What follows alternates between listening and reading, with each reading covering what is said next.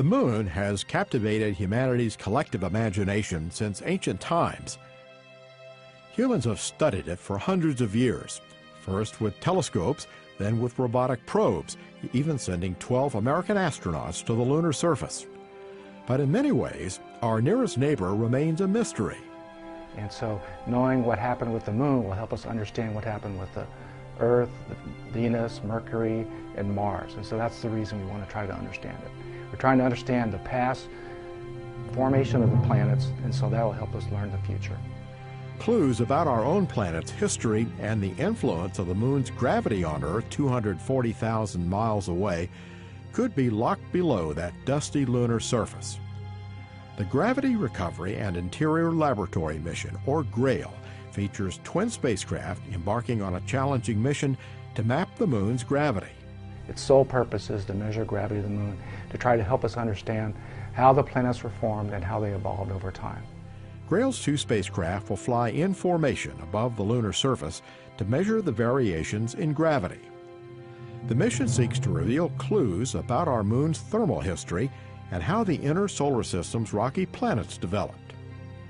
GRAIL is departing from Pad B at Cape Canaveral Air Force Station Space Launch Complex 17.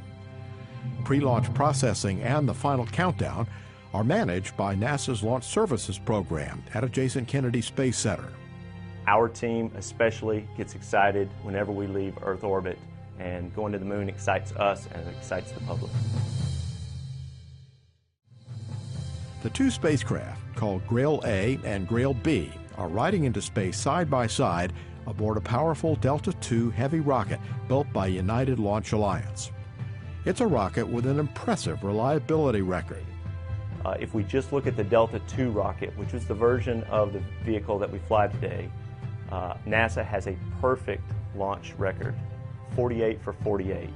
The payload for NASA's most recent lunar mission, called LRO L-Cross, weighed in at 6,600 pounds and was the size of a minivan.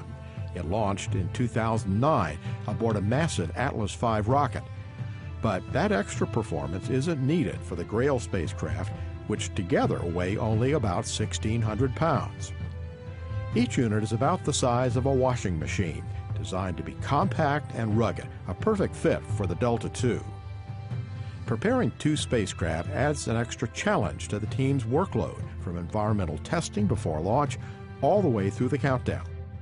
And then, for instance, on launch day, we have 2 dedicated teams, one to GRAIL A and one to GRAIL B, and they'll have to individually power up each spacecraft and go through their health checks and put the spacecraft in the proper configuration for launch. After the climb to orbit, the GRAIL spacecraft will be released from the launch vehicle one at a time as launch controllers and managers on the ground wait for news of spacecraft separation. So we will definitely wait to celebrate until both spacecraft are safe and on their translunar cruise to the moon. GRAIL's journey to the moon will take 3.5 months, a mission plan offering plenty of time for controllers to make sure the spacecraft are ready to get to work. And regardless of when we launch, we're going to have a constant arrival date. So GRAIL A will arrive on New Year's Eve of 2011 and GRAIL B will arrive on New Year's Day of 2012. Each spacecraft will have to execute a critical 38-minute lunar orbit insertion burn to slide into lunar orbit. Then they'll spend the next 5 weeks reducing their orbit period and getting into formation. During the mission's 3-month science phase, the moon will rotate 3 times beneath the 2 GRAIL spacecraft as they calculate the gravity they encounter. One spacecraft will trail the other in orbit, and each will slow down or speed up in response to the changing gravitational pull from below.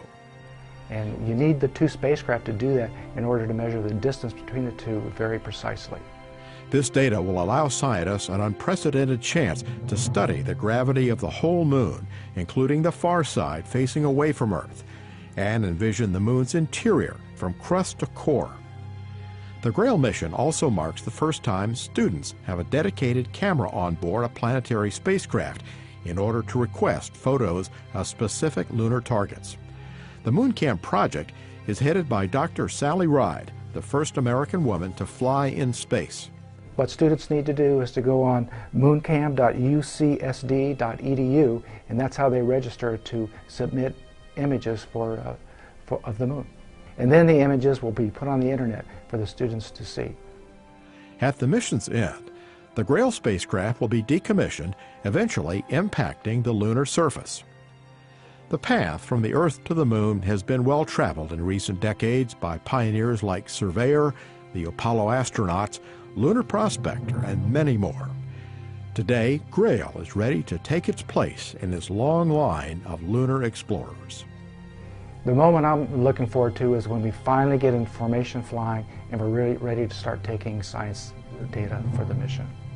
I'm going to be passing Complex 17 about 3:30 a.m. on my way to Console, and that hour of the morning, looking off to the east, seeing the rocket bathed in spotlights, it's an emotional time for all of us on the launch team.